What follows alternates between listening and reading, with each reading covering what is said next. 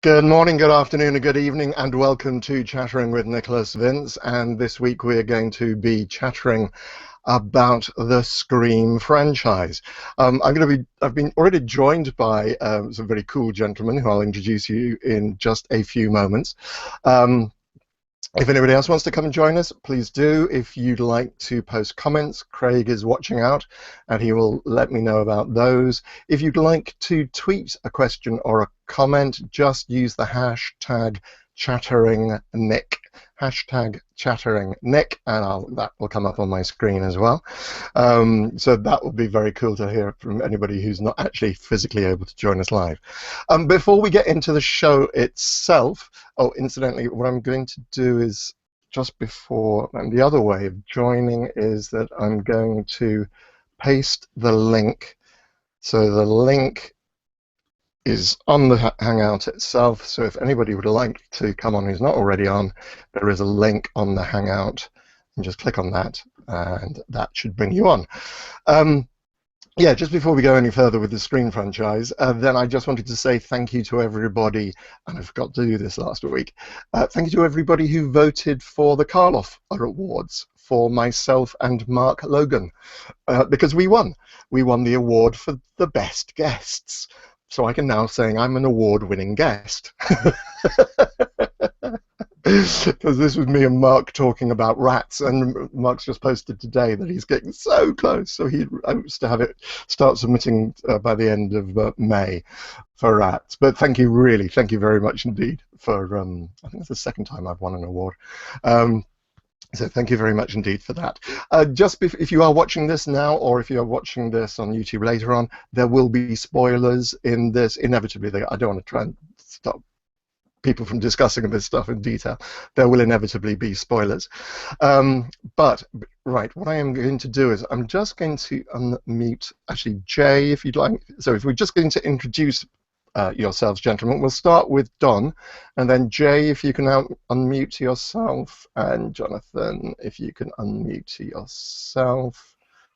Yep, Jonathan may take a few moments, but Don, hold on, you're muted at the moment. Let's bring you some sound. Don, would you like to say hello? Hello, hello. How are we? we're very good. Yeah. First thing in the morning for me. I'm still the caffeine's still kicking in, so I'll be good in about 5 minutes. But yes, I'm Don, musician, Canada. Musician, Canada says it all really. Yeah, absolutely. Yeah. We'll go to Jonathan next. Hi, Jonathan. Hi guys, Jonathan Hughes, regular chatterer. On the Chatterite. Chatterite. Whatever that shirt Kelly Ron sent me says, I don't know. It's in there. I'll get it later on. Yeah. A regular fan, huge fan of the Scream franchise, and very happy to be on board this show this evening. Good, thank you very much. And Jay? Hey guys, my name is Jay. Like Don, I am also a musician, but I'm from England, in particular Birmingham. And this is a second week running for me on Chattering. I'm really looking forward to this one. Good. Okay, so I was going to try and I got no sleep last night, and I've been working on doing a video audition today. Gosh, those things can be really hard, and I haven't even edited it yet. Poor Craig. Reading lines for me and getting the camera right, and then we did it all, and then no, it's too close, the camera's wrong, we'll have to do it all over again. We love you, Craig.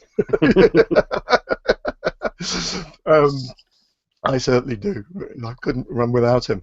So, in the tradition of the Scream franchise, we're going to start with a quiz. Okay. Ooh. So, gentlemen, if you could just raise your I'm arm. all over this. What? Okay. All right, then. So, we're going to start with a quiz. All the questions are about the Scream franchise. If you can also, I'm going to ask my three guests here, just raise your hands if you think you know the answer, gentlemen. And I'll also take tweet and comments and so on as well if you want to type in the answers. This is a free for all then. They're complete. Is it just me, or things seem to be a little choppy? It's just you. I don't know. I'm No, it's just me. choppy. Okay, yeah. No, it's just like things that, like they're going. It's me. It's weird. It's you. Yeah, but you should be used to that in your life. No, it's me. I am. Wow! Zing! That does not happen often. I props to that. Props to that. 5 minutes to get to it. If you will set them up for me. No. Well played. Dude, I would have done the exact same. I'm impressed. Dude, Right. getting owned by a Cenobite is definitely one for your CV. Okay, right. Your question Hey, that's number one more thing I can cross off my bucket list. Hey! Question number 1. Woohoo! Which Scream film's opening doesn't include someone receiving a phone call? Jonathan, go on. Scream 2. Scream 2, absolutely right. What's the opening of Scream 2, Jonathan? It happens in the cinema, featuring yeah. during the screening of Stab. The first actual killing, guy gets killed in a bathroom, listening in on conversation. I think it was Mekhi Phifer. And No, then it's Omar Epps. goes into the cinema, and during the Stab scene, which featured Heather Graham as Drew Barrymore's character, Jada Pinkett gets stabbed, and everybody thinks it's for real. But everybody thinks it's fake, sorry. And then she's on stage, gives a last scream, falls to the floor, and opening Scream 2. Yep, absolutely spot on.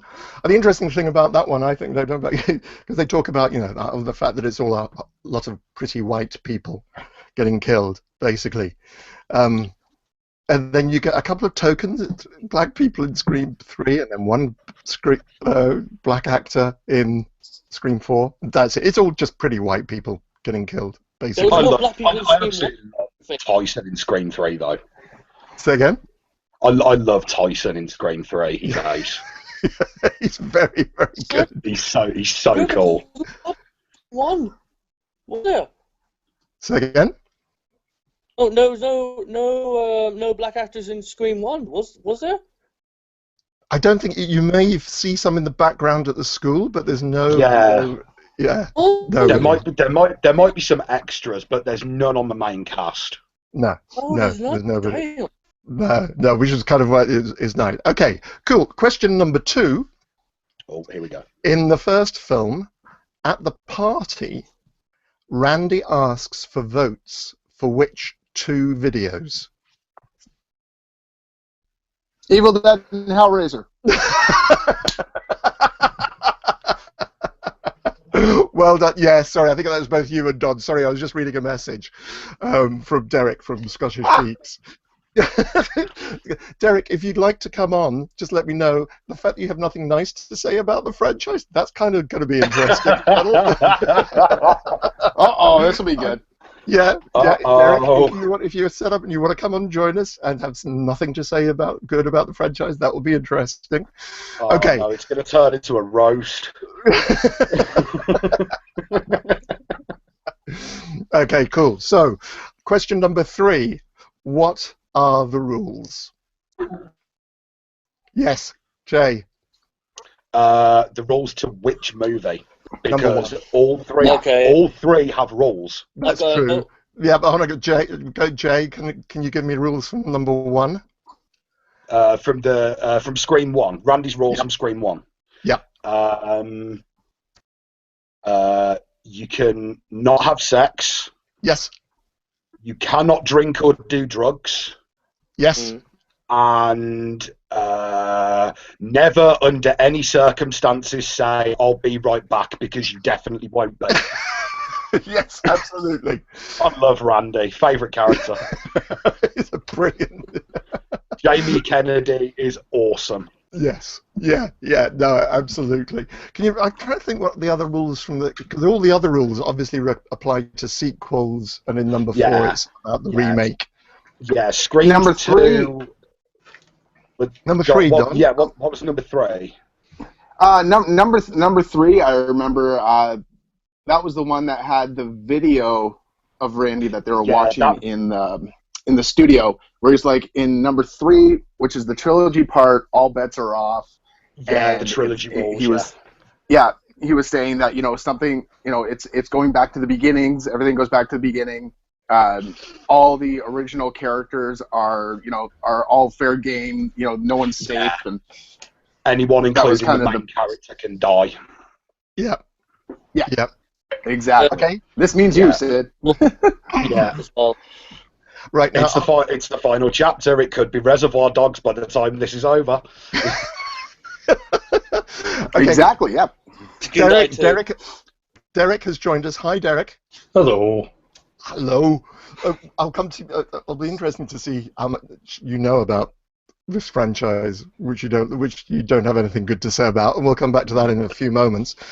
Okay, so in the first movie, what's the name of the high school janitor, and who plays him?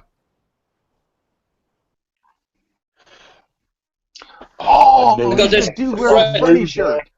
I know. Yeah. Oh, Yeah, I I don't knew really- this. Listen, Say I again, can tell Jonathan? you that the janitor's name is Fred, Yes. but that's all I got. Okay. Anybody else? Okay, so It's not Wes Craven, is it? it is Wes Craven. Oh, is it? was it? Oh, is what Wes Craven. guess? What And- guess? What is he wearing? He's got a Freddy sweater and a whatever. He's actually got the original costume. He's actually Oh, is got that the the original original? costume. Yeah, he says it he says in the director's commentary for the first movie Oh, that it's wow. actually the original costume. I've lost Don. That's cool. Don, you've disappeared. I didn't get rid of it. Don's chopped, and hopefully Don will come back and join us in a few moments. I'm going to. Oh, there he is. He's coming back. Hey. I'm back. Yay. Don's back. I'm trying to find out why it's so choppy on my end. I'm not exactly sure.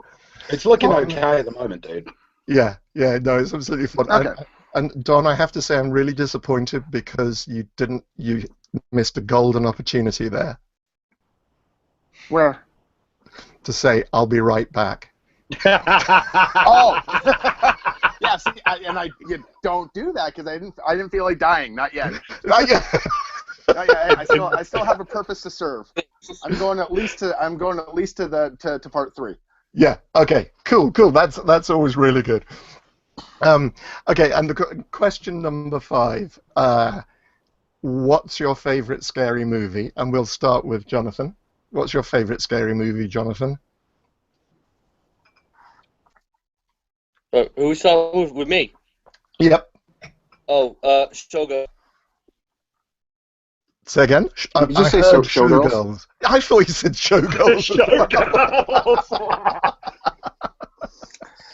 From what I hear from Randy, it's absolutely frightening. I'm not touching that one. I'm so not touching that one. To be said, It is a line. It is a line from one of the movies, isn't it? It is. Scream two. It's a line from one of the movies. man. Scream 2. To Scream 2. Yeah, absolutely. Okay.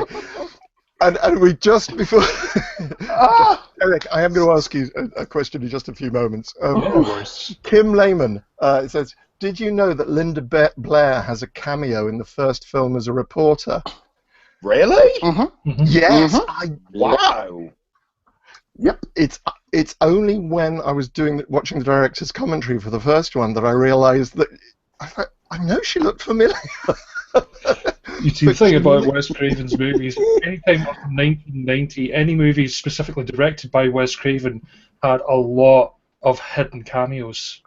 Yeah. It was like Mhm. watching a Marvel movie. These days, you've got to look for the Easter eggs.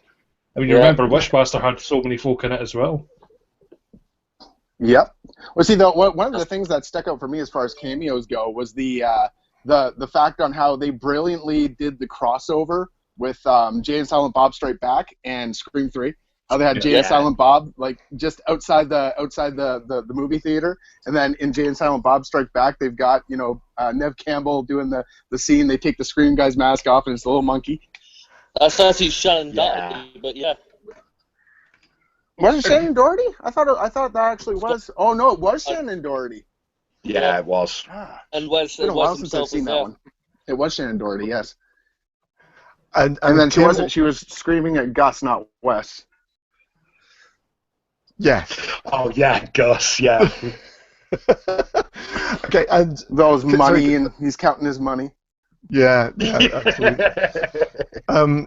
So, just carry on with what Kim Lehman has shared with us. Did you also know that caller ID sales went up after this film was released? My favorite of the franchise is the first one. So, actually, I mean, this is a genuine question. The answer to your question is, Kim, which is my favorite out of the franchise. I have to say, number 1 and number 4 are probably Same my here. favorites. Interesting. Yeah, Same I here. just. I think I know before, but yeah. But yeah, I'll be interested. Which ones are yours, Jonathan? No, I think I know why you like number 4 so much, but I think when we get to it, we'll discuss it a bit further then. But I kind of already know why you like number 4, but okay. Oh, okay. I liked it because it was good, but I'll be interested. You know. And I like Ticket, yeah, but Yeah. Well, we'll come back to Jay. Out of them, which is your favourite? Out of the 4 movies. Yeah. I'm probably going to get some flack from this, but I'm going to go for Scream 3. I was just gonna say, I bet you it's number 3. Yeah, I'm going to go for Scream 3 because there were so many plot holes from the first 2 that got filled in that one. Interesting. Okay, Don, out of the franchise, which is your favourite? For mine, I'd have to say I'm kind of in the same ballpark as you. I'm torn between 1 and 4. Okay. And then out of everything, I actually like the series better than the first than either any of the movies. Agreed. Interesting. Okay, so I was going to come on to the series later on, so we will get to them. We will start going through these movies in order. But Derek, you don't like any of them. Why don't you like them? I can count 4 things I actually enjoyed about the movies, and round about the time the first one came out, as you know, like Global Video and all that were a big thing, and I actually had a lot of sort of free passes to get as many horror movies as I liked because one of my friends worked there. So I was going through every single horror movies of the 80s at that point, and when Scream came out, I was just like, what the hell is this generic crap? No, it was like I watched it with my friend, and my friend fell asleep 30 minutes into it, and he was sort of enjoying it because he knew some of the cast that was in it. Well, I didn't know them personally, but he knew who they were, and he fell asleep during it, and I was sitting there just shaking my head, going, "That guy's a killer. Seriously, that guy's oh no wait, no, he is the killer, but so is his friend. Oh right, okay, whatever." But the 4 things I liked about the franchise were obviously the Easter eggs with Wes Craven as Fred, the janitor. I was like, oh right, yeah. Total homage there. The second thing was when I went to see Scream 2 in the cinema, because I thought it has to be better. They probably improved from the last one. I managed to start in awe at the most horrible scene in the whole movie. I actually managed to get everyone in the audience to go, oh, for some reason. I was just sitting there and I just went, right, I'm going to try this. Oh, and then it just went straight through the entire audience, and everyone sort of looked at each other saying, why did we do that? Which particular scene is that? Oh, God, it was so long ago, I can hardly remember. It was someone was getting gutted anyway, I know that much. And I got everyone to sort of give the sort of, expression. Poor person getting gutted in a horror movie. Yeah, okay. The third thing, obviously, was the Jane Silent Bob cameo. It was great because, I'd seen the Jane Silent Bob Strikes Back as well. And the fact that they're not making any more, apart from the TV series. So that's the 4 things I like about the series. That's the 4 things you like about the series. Okay, we'll concentrate on the guys who are more fond of it for the moment. If you've got some, if there is anything you want to share with us. Okay, so first movie, I just thought it was really fascinating. he takes all the tropes. And what I do find very interesting is the fact that it was the result of a bidding war. Wes Craven only got it after the producers got it. It was the result of a bidding war. Does anybody know the name of the original the screenplay? Yeah, Scary Movie? Was it the original title? Yeah, Scary. Which I do find it quite fascinating that when they made the spoof, it was called Scary Movie, but Scary Movie was the thing. And it's sadly, Scream was kind of taken at that point. Yeah. Although, funnily enough, there was another movie called Scream made about 3-4 years ago, prior to the Scream that we're discussing. If you look on IMDb, you're going, oh, actually, it's not that. It's about 3-4 years. It's about some students on a boat or something. I didn't really look at it. So I really enjoyed that first movie, and the fact that it really enjoyed it. And there is this constant thing of, Derek's obviously far more sophisticated a viewer than I am, but I was guessing. I wouldn't do that. I would say, like I said, I was totally into the sort of the beginning of the 80s to the late 80s horror movies at that point, and I was filling up on these sort of classic movies, and then all of a sudden this one came along. It was just teens getting killed. There was no real monsters or threats or anything. It was just that's what it was, and I don't know what it was. I just couldn't come to grips with it. I couldn't get into the sort of the mindset of these characters must be saved. That kind of thing. It was the same problem I had with the Evil Dead remake. It was like, just kill them already.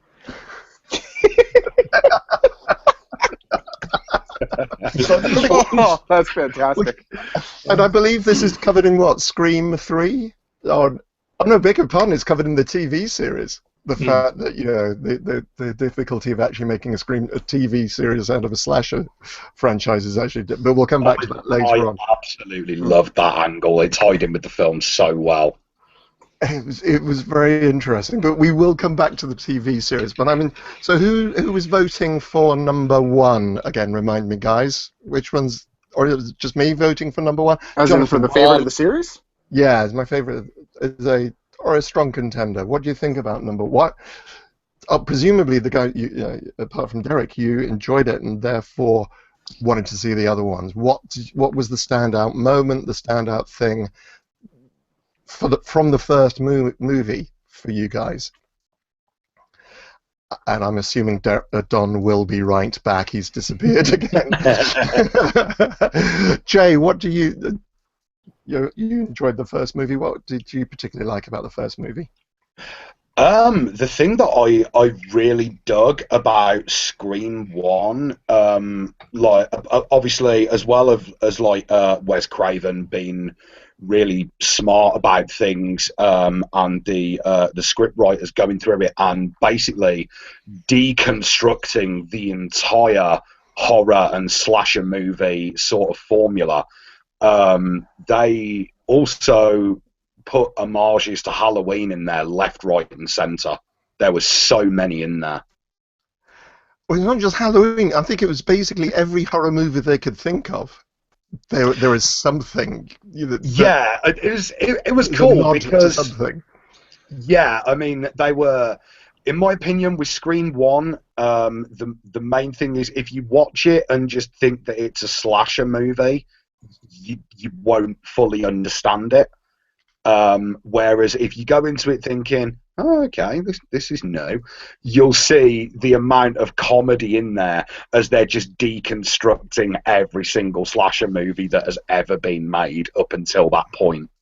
Yeah, I think actually there is one redeeming factor for Scream 1, and it was one character in particular that stood out for me.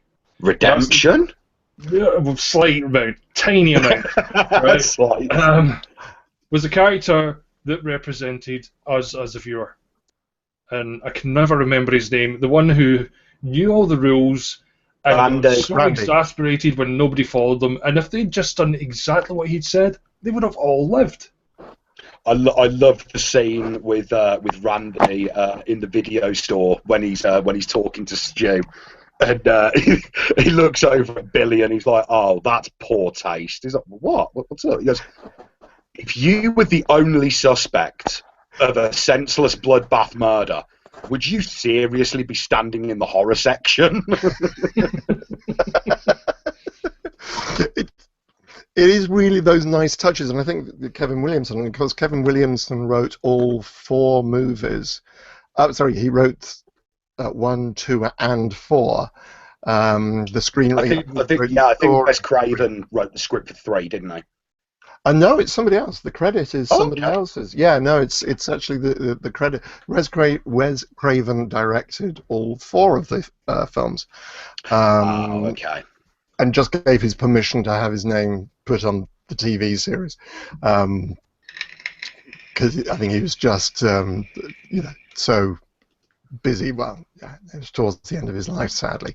He had lots of other things he needed to be doing.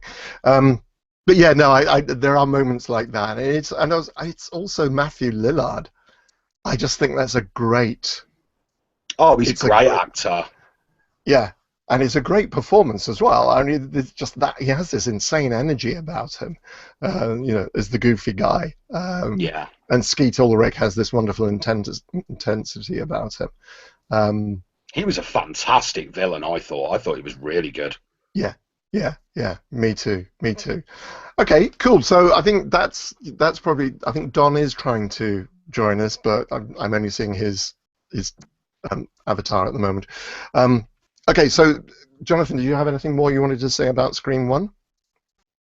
Just, I think the opening is one of the most iconic openings in horror movie history. The whole conversation Drew Barrymore's having with the guy, and just the whole thing where you're asking all the questions, and the little trick question about Friday the 13th, which my brother asked me a similar trick question about Star Wars, which I'll bore you with some other time. But yeah, I just thought that was really genius. And then her running outside and getting stabbed in a specific area. And her parents just coming home, and they're literally right around the corner, and she's trying to scream out, and she can't because her vocals are kind of fucked. Yeah. And then they just find her there and everything. I just thought it was one of the most iconic openings in the history of horror movies. So well, I think the really interesting thing, of course, is that this is Drew Barrymore, who was a really famous actress at the time, and it's kind of like, if you know nothing about it, if you manage to walk into the theatre without, into the cinema without any spoilers, you think, well, she's going to be the girl. She's the lead girl. There's no way she's going to die. She's going to survive because it's Drew Barrymore. She's obviously the star. Yeah. And which is kind of the genius of the casting. Derek, it was just to say Kelly Rawn agrees with you as well. She doesn't like any of the movies either. I mean, it's like you think to yourself, other people like it, so give it a chance. And I did give it I gave it a couple of chances. I've watched each of them not just once. I've watched them all a few times. Just to see, because sometimes you watch a movie once and you can think, that's rubbish, and then you watch it another time, you're like, actually, hang on, it's not that bad. Yeah. But each time I watched them, I just could not. Right. Okay, all right, well, we'll come back to you again later on. Number 2, thinking about Scream number 2, with that famous, that wonderful opening in the cinema, which we met with Omar Epps and the lady whose name entirely escapes me at the moment. Who, the actress? Yes. Jada Pinkett Smith. It's Will Smith's wife. Right. Yes, absolutely. And I think it's just such a clever piece of dialogue, and the fact that definitely that really had me in stitches the first time I watched it. Yeah. And I also love the fact that the lady who's taking the tickets, standing at the tickets booth, she was a competition winner, and she won a competition to be in the second movie, and that was her moment of fame, as standing beside the booth and tearing tickets and handing out that's cool. Yeah, absolutely. Kim Lehman, what I liked about the first film was a scene where Sidney says that what the victim should be doing, running out the front door instead of running upstairs. Then she finds herself in that same situation and runs upstairs. I also like how they combine the names Wes Carpenter, meaning Wes Craven and John Carpenter. Wanted to ask everyone, there is a rumor of a 5 in the Scream film. I was wondering if it was. Who would you want to direct it? Ooh, that's a good one. Yeah, it's a really. I mean, the rumors, as far as I understand it, Harvey Weinstein has said that no, there will be no Scream 5. As far as it is now in TV land, basically. He'll want a Scream 5 when his bank balance drops a bit. I could see who shouldn't direct it and keep Michael Bay away from it. Yes, no Michael Bay. No, And Michael the guy who directed X-Men Last Stand as well. Yeah. Uwe Ball. Yeah, well, okay, but rather than who shouldn't direct, can anybody think of who should direct it? So again, I know. Brett Ratner directed X-Men Last Stand. No, don't want him. The Soskers would make an awesome Scream movie. The Soskers but they would have make to a great write Scream movie. Yes. Though they have to write it also. Yeah, no, absolutely. I think, yes, if given the chance, then definitely. I think, obviously, the Soskers would do it. But anybody else that we can... we'll keep on... Anything, thoughts that come later on would be... I've got a good one for who I think would make a cool Scream movie. Have you heard the director, Marcus Nispel? No, go on. Give me a share with it. Marcus Nispel, he started out in New York doing music videos. He did like loads of stuff, like Aretha Franklin and Tony Bennett stuff. And his angle was he wanted music videos to look like movies. And he got his break when he directed the remake of the Texas Chainsaw Massacre. Cool. I believe, don't quote me on it, you'd have to check. I believe Marcus Nispel also did the remake of Friday the 13th as well. But there's one downside to Marcus Nispel, which, as much as I love him, he needs to redeem himself, because unfortunately he does do a lot of work with Michael Bay. Those remakes, Michael Bay is involved in the production side of the Texas Chainsaw and Friday the 13th remakes. Yeah, he was, yeah. Yeah. Okay. But there were no over-the-top explosions, so it was fine. I would actually like to see someone new, some indie, director, because so many of these sort of the big Hollywood ones have already got their idea set of where everything should go in their movies. For all they've got different scripts and everything, end up having something very, very samey about them these days. As with Michael Bay, etc. But to get someone independent and someone who's new and fresh to the series, someone who's maybe, just they love the series, but they've got a new direction to take it, but they want to keep it, horror orientated. That would be good. Yeah. Very interesting. I was just thinking Andy Stewart would make a very interesting if he was interested. What did Andy Stewart make? He's done a load of short films. It's Dysmorphia. He's been a guest in the past. He's a Scottish director, really independent and stunning. And I was just thinking, because he can handle the gore extraordinarily well, but also makes it very real. And I think we'll talk about it a little bit later on in the TV series, but it is that thing of caring about people.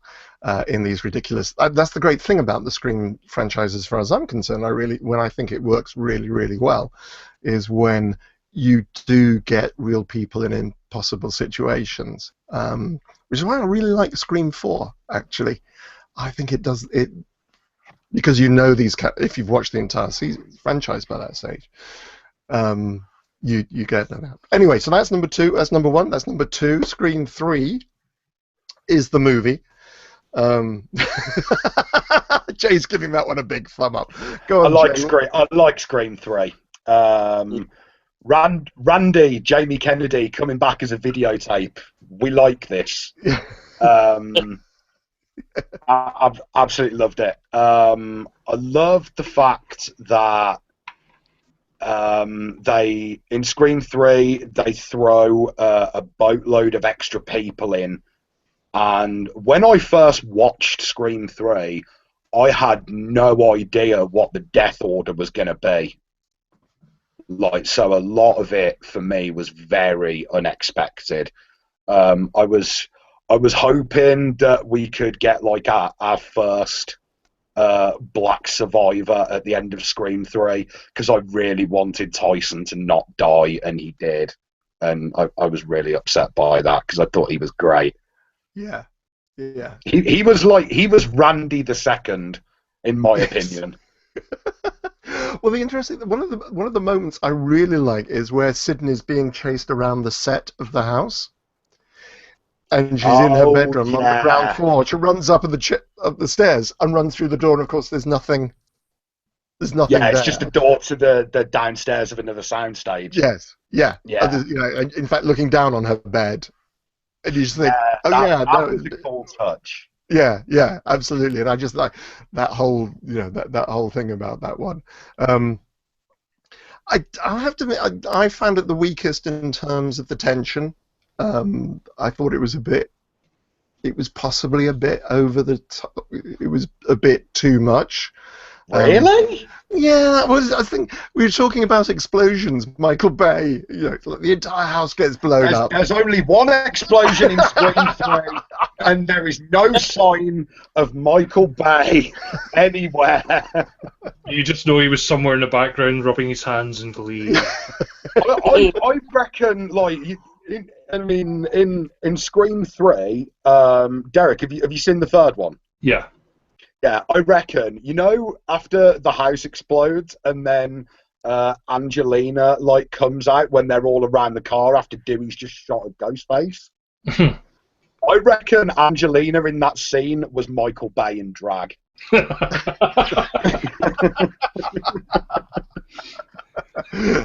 And we've got some more suggestions for directors. Chad Archibald. This is from Kelly Rawn. Thanks, Kelly. We've got Chad Archibald, Gabriel Carrier, Jesse Thomas Cook, Gigi Solguerrero, and yes, for sure. Yeah, Gigi. Actually, it would be really interesting. I mean, Gigi would be good. Yeah, Gigi would be very interesting. Well, yeah, it'd be very interesting to see. Yeah, I'd really like to see Gigi's take on that, actually. Oh God, I just thought of why did this not come to me earlier? I think Sam Raimi could do something cool with it. Because if you think about it, with Evil Dead, not only have you got not only have you got all the nastiness and the gore, but I mean, in Evil Dead 2 especially, there was so much black comedy going on in that film. You just know you would get a knife cam, don't you? Yeah. And it would go in slow motion. You could also have like another Halloween homage, which like Wes Craven has always said, like his favourite slasher movie was Halloween. Like he loved it. You could also get another Halloween homage in there by having like Ghostface cam, so you see through the killer's eyes for like a death scene or something. Yeah, that would be very interesting. Okay. It would be something I would like to actually see. Would be, a horror movie from the perspective of the monster rather than the perspective of the victims. That would be really cool, actually. I was watching one recently. Actually, Tony Todd is in Frankenstein. By George Rose, director of Bernard Rose, of Candyman, where he's taken.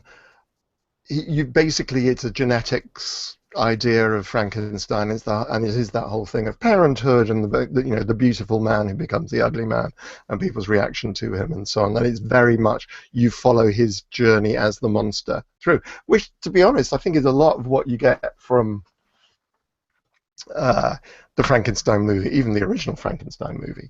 But see, that's the tragic monster, the one you're supposed to root for. No, I mean the actual evil bastard of a monster. The one who's actually out just to kill everyone just for the fun of it. See, from their perspective. Like with Frankenstein, I mean, I'm actually waiting for that to come through from Amazon because I saw it on the Emerald Gore. They had a video up with Tony Todd in it.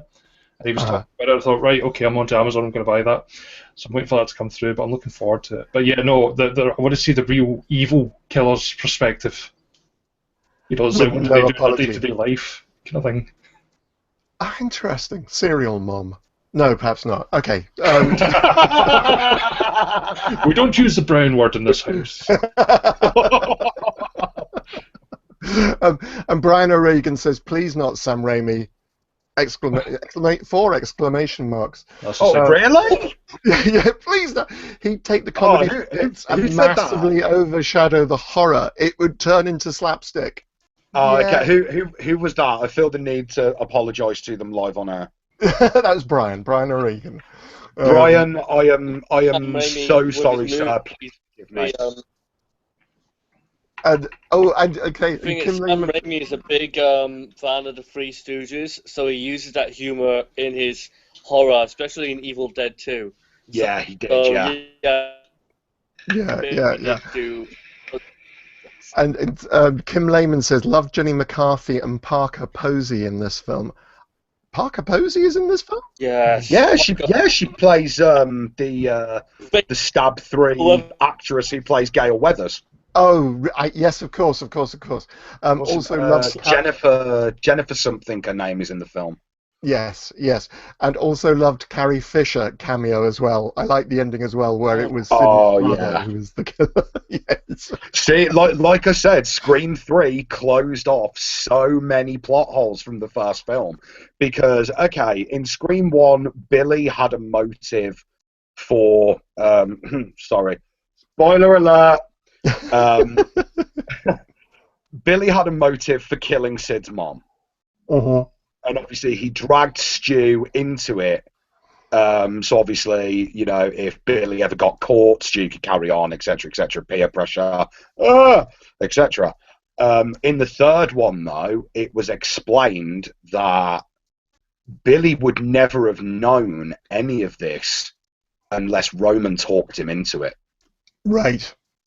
He is the power behind the serial killer. Yeah, so Roman is basically, in my opinion, in Scream 1 and 2, we're getting like the disciples of Ghostface, but in Scream 3, because it's Roman and he's set all this in motion, he is the original Ghostface technically.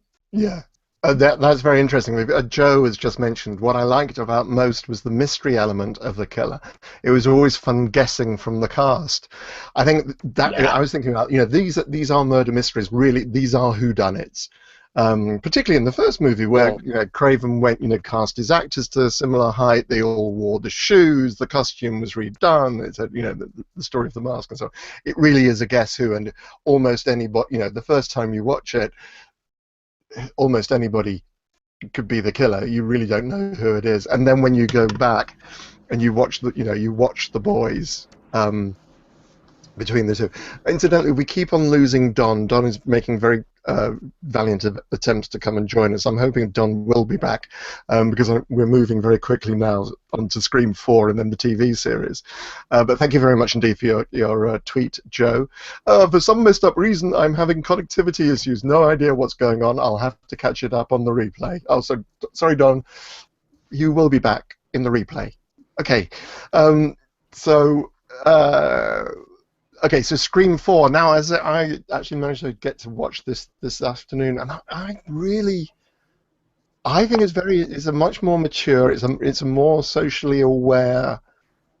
It's kind of getting into the thing of social media, our lives online. And I remember the first time I watched it, really not knowing who the killer was, and when it came up. It's a bit of a gobsmacker, that one. It really is just a complete and utter gobsmack, and it is all that, you know, the killing for fame stuff and so on. That was such a screwed up motive. Yeah. I mean, if you think about it, each of the killers in the first 3 Scream films, all of them had a motive. Like in the first one, Billy's motive was the fact that Sid's mom was having an affair with his dad, and that contributed to Billy's parents getting divorced. Yeah. In Scream 2, Mickey was already showing serial killer tendencies, and then he got picked up by Billy's mom, who wanted to kill Sid because Sid killed Billy. And then in the third one, you've got Roman, who wants to kill Sid because Sid's mom basically said, "No, you're not my son. Sid is the only child that I have." Yeah. It's interesting. So in the fourth one, just killing for fame and kind of being almost like, even though Jill is Sid's cousin, she definitely has the kind of bratty, jealous younger sister thing going on. Well, I think what I find really interesting, because I think it's a really interesting speech that Jill gives at the end, the character of Jill gives at the end of the movie, is like, what am I going to do? Go to college? I'm going to get work? No, I'll just become famous. I'll just become I'm just going to become famous. Why not? This is the YouTube generation. It was a little bit before YouTube. I think, technically speaking, although webcasting, I'd have to check the years. But it is. I think you could still do stuff, not on the level that we're doing now, like live hangouts and stuff. But I'm pretty sure you could video stream on blogs at that point. YouTube came out around about 2005, early 2005, so probably was, or it could have been that other one. I can never remember the name of the one that came before YouTube. Was it Dailymotion? No, Dailymotion came out halfway through YouTube. Jonathan 9. Oh. Whatever. Okay, so YouTube Boys gets cast as the nerd in our fifth version of Scream, which is actually a question that's come in from Brian. Is anyone intrigued by the idea of a fifth Scream movie with Neve Campbell as the killer? It's something that always fascinated the heroine turned villain. I think if there's like a big fucking twist, though. Yeah, it would have to be. I think if they're going to do Scream 5, if Neve Campbell's going to be in it, I honestly think they'll kill Sid off. Yeah. Yeah, and as I say, I don't think. In fact, we know because Neve, and it's only in the last year that I discovered that her name is pronounced Neve, not Neve. It's spelt Neve, but it's Neve. Sorry, Neve. Only from because I've not actually met her, but yes, it's Neve Campbell. Because that's what I thought it was going to be in number 4. But yeah, she's already said she won't be David Arquette. I think they're all they've done that now. They've done that. It's quite.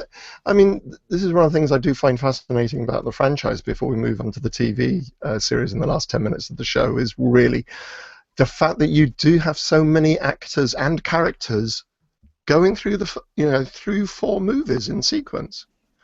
That is pretty unusual, I think. I mean, if you take out things like James Bond, etc., the fact that you have got these through storylines through these movies. You mean like with the cast retention of it? Yes.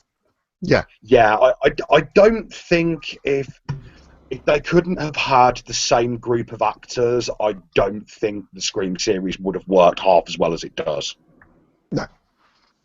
Yeah, I think that's what is one of the strengths, and that's what makes it, particularly as you've got Wes Craven, who did all 4 films.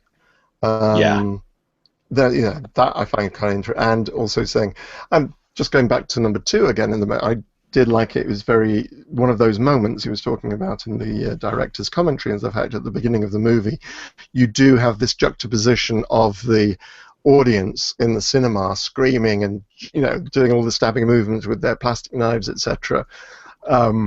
And then somebody actually physically dying on stage and saying, what are you, as an audience, what are we really screaming about, so gleefully, so joyfully? I think it is very interesting. Yeah. Oh, one quick one with Scream 2 as well, in the film class, where they're talking about, much like we did last week actually, with the original versus sequels debate that they have in film class. Now, obviously, we did this online last week. The one thing that I can, as much as I love Jamie Kennedy, if you're watching, I can never forgive you for this. He screwed up the line from Aliens deliberately and it seems like nobody caught on because he's the one kid's like, oh, Aliens, it's far better than the first. He's like, yeah, it's great, get away from her, you bitch, etc. And then Jamie Kennedy's like, I believe the line is stay away from her, you bitch. No, Jamie, it's not. Okay, well, we're coming to the end of we're coming to the last 10 minutes of the show, so we've got to talk about the TV series. I know Don really enjoyed it as well, and Jay, you've said you really enjoyed it. Yeah, I absolutely loved it. Thank you for the recommendation for that, by the way, as well. That's my pleasure. That's my pleasure. Why did you enjoy it so much? Pretty much guys, I've lost. You can hear me. My connection is a bit off at the minute, so you guys. Okay, right. Jonathan's got to talk about his connection. Carry on, Jay. Okay, no worries. What I love about it, I was wondering how you are going to take an iconic horror film and do it as a TV series, because like what's the geeky kid's name? Is it Noah? Yes. I think, yeah. Yeah. So obviously Noah's like, okay, well, you can't do a slasher flick or a scary movie as a TV series, because say you've got 90 minutes, by the time the first body drops, you've got to, after that, you've got to keep the suspense up, and it's a race to the finish line. I call BS on that, because they did it for 10 hours as a series. And not only did they do that, they did it really, really well, because the killer was not as prevalent as what he is in the films. It was more panic and hysteria coming from the friends, because they were thinking that any one of them could be involved. Yes, no, that is very interesting, and I really enjoyed it. I mean, there are some gaping holes where you just think, really, the ME mother is quite happy for her teenage daughter to walk into while she's doing autopsies. I like it when, I'm quite happy for you to come into my work, dear. I'm thinking, seriously? Yeah, I don't think any self-respecting coroner would allow their kids into that. There's so many life-scarring things in that alone. Yeah, no, absolutely. But I think I agree with you. They did manage to sustain it. I've just been watching the first 7 minutes of of series 2, which starts on the 30th of May. I have that queued up to watch after the episode of Chattering. I'm glad we're getting a season 2 though, because obviously, again, spoiler. Audrey's involvement was never figured out. So season 2 is going to be good. Actually, question for you, Nick. What did you think of the new Mask? That was very interesting. I was doing some in my research for this, because Wes Craven said, why don't we have... And the answer was because, the Hollywood Reporter answer was that basically they couldn't reach a deal with the owners of the Mask, and that, and it's going to be purely financial reasons for it. What did I think about the Mask? I thought it was extremely effective, and I think it was very much the the backstory. I think it's a very effective mask. Oh yeah, definitely. Well, with it being like a post-op mask as well. Yes. Yeah. No, definitely. Yeah, no, I obviously that's... Sorry, Derek, quick question, and then they come to him. Have you seen the TV series at all? No, I have not. It's something I actually keep meaning to watch, but I keep getting distracted by other TV shows just now. I've only just started American Horror Story. So. I need to catch up on all the series of American Horror Stories. If you get the chance to watch it, Derek, it is so worth it. It's really good. Yeah, although you think what I found very interesting, the opening shot, or one of the opening, I think it is the opening shot of the TV series, is like, hold on, I'm in the wrong movie. This is Friday the 13th. I'm not in. What in the first episode? Yeah, absolutely. You have to throw back an homage to Scream 1 at some point. Except this Yeah, time, no, absolutely. except But this no, time no. we got a hot Well, no, tub it's and a because head. it's because you start with the shot of the lake at the beginning of the TV before you go into Oh, of the kids. course, Yeah, yeah. the actual opening I shot see, is of a yeah, lake, and I'm I thinking, see what you mean with yeah, I the think I'm Friday in the the wrong 13th one. ref. Yeah, I see Yeah, what you I mean, mean. what I thought was really very, very good was the fact that, yeah, they really did do the whole thing of updated. Now it's your phone call. Now it's you can chat live with people. Yeah, I Video, loved how they video. I Yeah. loved how they Sorry, had just the before. killer that had the killer mess with people Yeah. with like social media messages like DMs through Twitter and like Facebook inboxes. That was so creepy.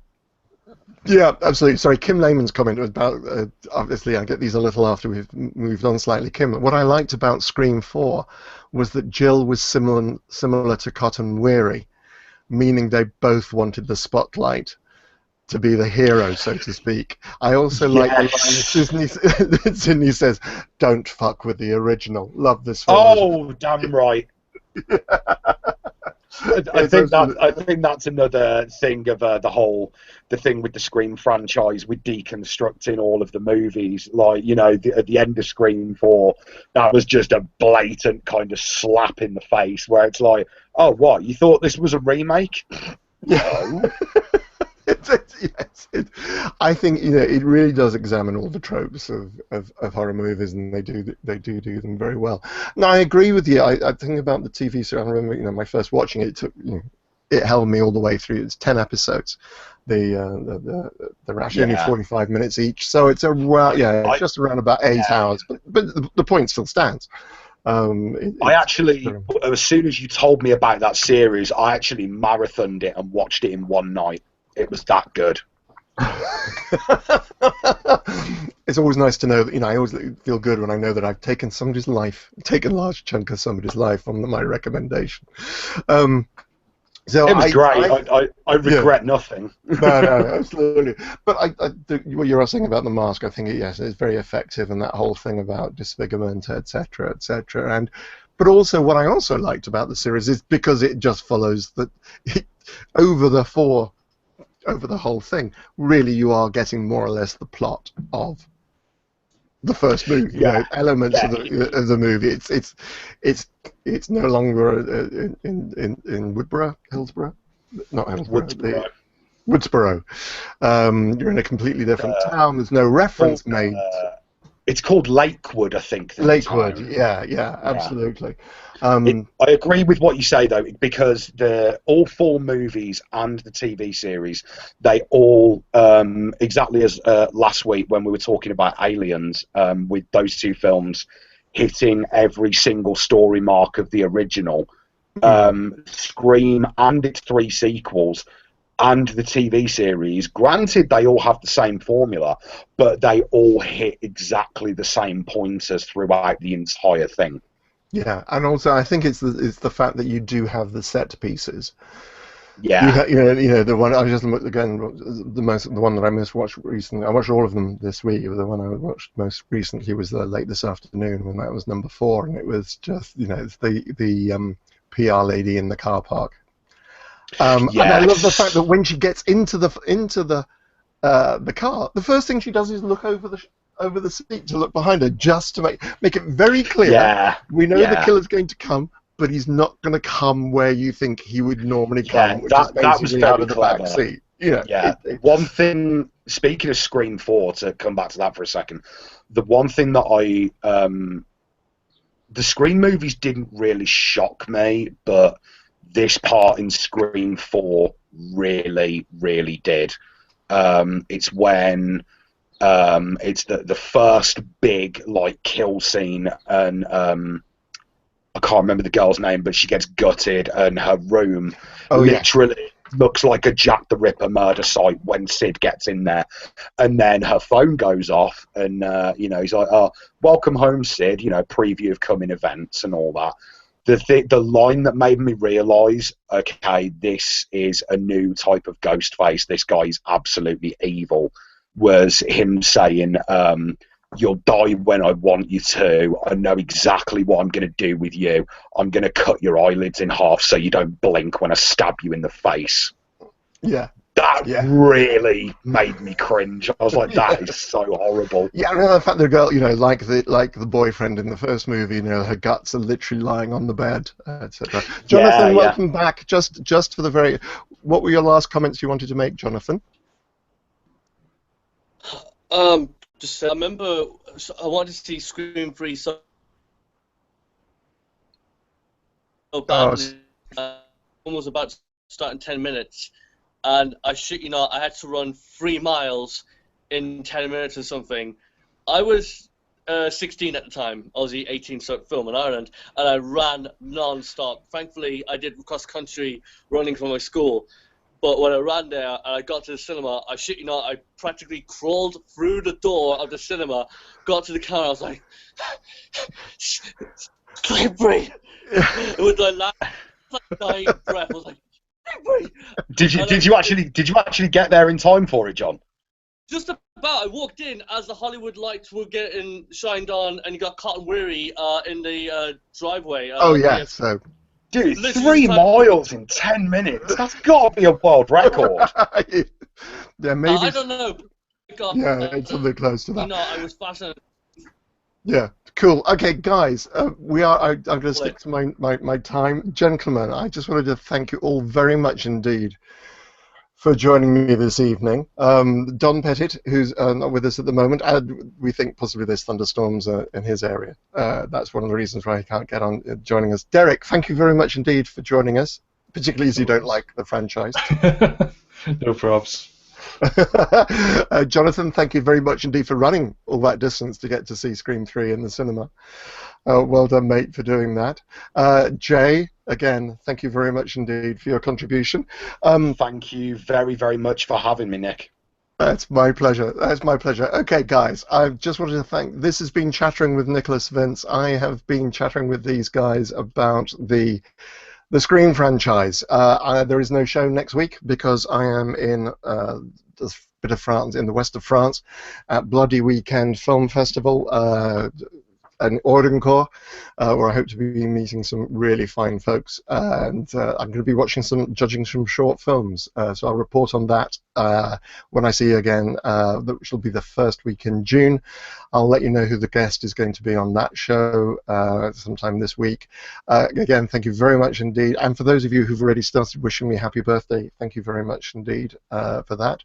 And yes, so just wanted to shout out, don't forget to subscribe to this YouTube channel, and don't forget to join the Chattering with Nicholas Vince Facebook group. This has been Chattering with Nicholas Vince. I've been chattering with a whole load of very interesting people about the Scream franchise. Take care, guys, and enjoy your rest of May and your bank holiday weekend in the UK next weekend. Take care. Bye.